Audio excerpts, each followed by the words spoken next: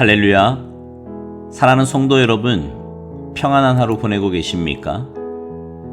오늘은 잠언 21장 말씀으로 함께 은혜를 나누고자 합니다. 제가 봉독하겠습니다.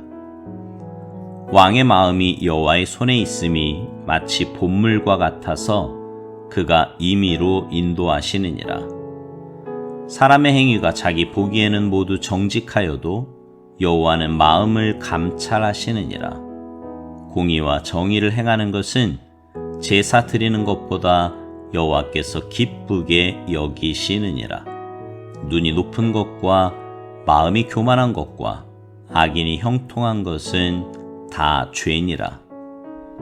부지런한 자의 경영은 풍부함에 이를 것이나 조급한 자는 궁핍함에 이를 따름이니라. 속이는 말로 재물을 모으는 것은 죽음을 구하는 것이라. 곧 불려다니는 안개니라. 악인의 강포는 자기를 소멸하나니 이는 정의를 행하기 싫어함이니라.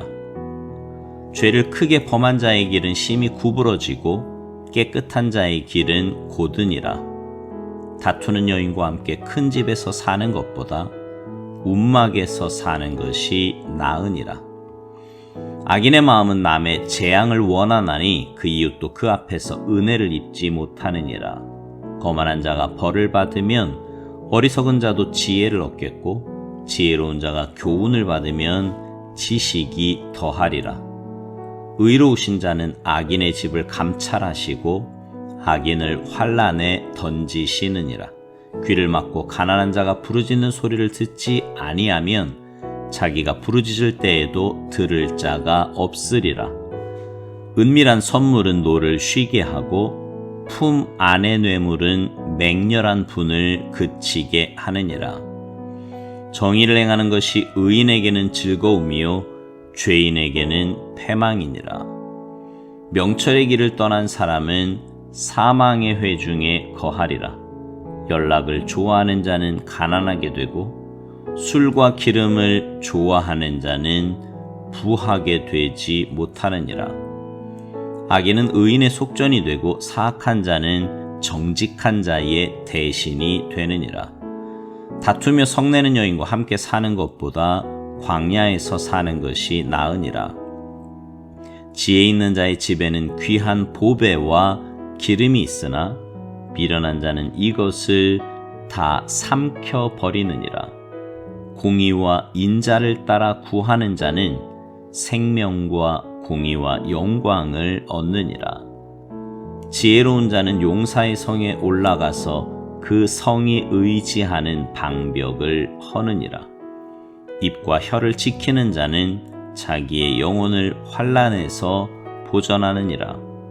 무례하고 교만한 자를 이름하여 망령된 자라 하나니 이는 넘치는 교만으로 행함이니라. 게으른 자의 욕망이 자기를 죽이나니 이는 자기의 손으로 일하기를 싫어함이니라. 어떤 자는 종일토록 탐하기만 하나 의인은 아끼지 아니하고 베푸느니라. 악인의 재물은 본래 가증하거든 하물며 악한 뜻으로 드리는 것이랴. 거짓 증인은 패망하려니와 확실히 들은 사람의 말은 힘이 있느니라. 악인은 자기의 얼굴을 굳게 하나 정직한 자는 자기의 행위를 삼가느니라.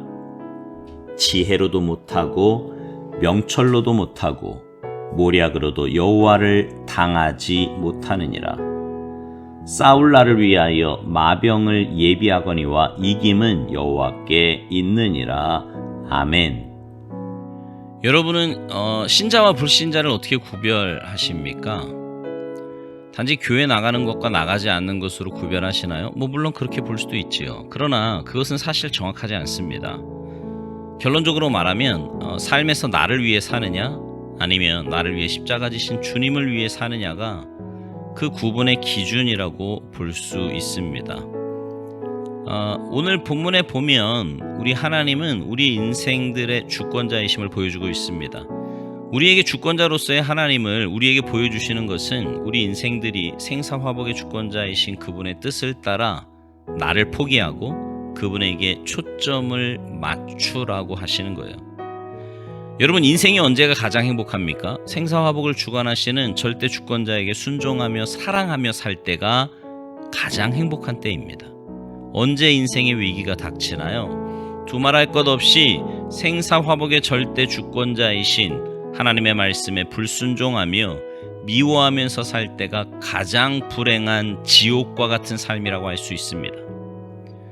오늘 말씀을 보면 우리 인생들이 하나님께 순종하며 사랑하며 하나님과 바른 관계를 맺고 살 때 안정되고 풍요롭고 행복한 삶을 살 수 있음을 말씀합니다. 그러나 하나님과 바른 관계를 맺지 못하고 살 때 비참함에 떨어질 수밖에 없게 되고 심령은 하나님과 단절되어 고독과 허무와 황폐함에 빠지게 되고요. 생활적인 면에서는 궁핍과 메마름이 찾아오게 되는 겁니다. 우리가 그 같은 인생들이 되지 않기 위해서 오늘도 우리에게 잠언의 지혜를 베풀어 주시는 줄 믿습니다. 오늘 본문 1절 말씀을 보시죠. 왕의 마음이 여호와의 손에 있음이 마치 본물과 같아서 그가 임의로 인도하시느니라. 무슨 말이에요? 모든 주권이 하나님께 있다는 말씀입니다. 심지어 왕의 마음까지도 여호와의 손에 있대요. 우리 하나님은 전지전능하시며 무소부재하시며 못하시는 것이 없으시고 모르시는 것이 없으십니다. 천지 만물이 다 그에게서 나오고 그로 말미암고 그에게로 돌아가게 되어 있어요. 그러므로 온 인류는 그를 찬양할 수밖에 없고 그분을 두려워할 수밖에 없는 겁니다. 우리 하나님은 사람의 외모만 보시는 분이 아니고요. 우리의 심령 골수, 중심을 보십니다. 마음과 생각과 뜻을 감찰하세요. 그래서 우리 인생들은 우리 하나님 여호와를 두렵고 떨림으로 공경하고 복종해야 합니다. 하나님께서 뭐라고 말씀하십니까? 잠언 16장 3절 너의 행사를 여호와께 맡기라. 그리하면 내가 경영하는 것이 이루어지리라. 시편 37편 5절 이하의 말씀입니다. 내 길을 여호와께 맡기라. 그를 의지하면 그가 이루시고 내 의를 빛같이 나타내시며 내 공의를 정오의 빛같이 하시리로다. 여호와 앞에 잠잠하고 참고 기다리라. 자기 길이 형통하며 악한 꾀를 이루는 자 때문에 불평하지 말지어다.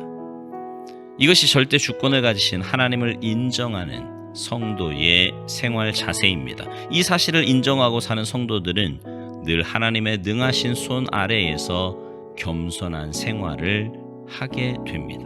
또 하나, 주님의 절대 주권을 인정하는 사람은 하나님의 눈으로 사는 생활을 하며 살아가요. 오늘 본문 2절 보세요. 사람의 행위가 자기 보기에는 모두 정직하여도 여호와는 마음을 감찰하시느니라. 특별히 우리는 하나님 앞에서 겸손히 행해야 합니다. 사람들 중에는 나는 너무 교만해라고 생각하는 사람이 사실은 거의 없어요. 대부분의 사람들이요, 나는 이 정도면 겸손하지 라고 생각합니다. 그러나 그 내면에는 이 겸손으로 위장된 교만이 뿌리 깊이 그를 지배하고 공동체를 어지럽히는 경우를 보게 됩니다. 사람은요, 사실 자기를 보는 눈이 부족해요. 다른 사람들의 행실과 행위를 보는 눈은 정말 잘 발달되어 있거든요. 근데 자기를 보는 눈은 어쩜 그렇게 관대하고 잘 개발이 되지 않았는지, 한마디로 자기의 죄를 보지 못한다는 말입니다. 그 까닭이 뭐예요? 자기의 과거의 죄악을 자주 잊어버리기 때문입니다. 또 자기도 언젠가는 그런 죄와 실수에 빠질 수 있는 인간이라는 사실을 깨닫지 못하기 때문이지요. 그리고 우리가 아무리 의로워도 하나님 앞에서 비참할 수밖에 없는 죄인이라는 사실을 모르기 때문이에요. 또 인간의 마음이 얼마나 부패되었으며 믿을 수 없는 존재인가를 모르기 때문입니다. 여러분, 겸손하시기 바래요. 말씀의 눈으로 내 삶을 보시고 순간적이거나 현세적인 것보다 영원적이고 내세적인 것에 가치를 두고 사시기 바랍니다. 참된 가치를 추구하며 사시기 바래요. 이 땅에 있는 것으로 싸우지 말고 예민하게 반응하지 말고 우리가 정말 하나님의 사람이라면 추구하는 것이 달라야 한다는 것을 기억하시기 바랍니다. 구원받아 하나님 나라 백성이 된 사랑하는 성도 여러분, 하나님 나라 백성답게 사시기 바랍니다. 하나님의 절대 주권을 인정하며 하나님 앞에서 겸손한 삶을 사셔서 하나님이 인정하시는 참된 의인의 삶을 살아가시기를 주님의 이름으로 축복합니다. 아멘.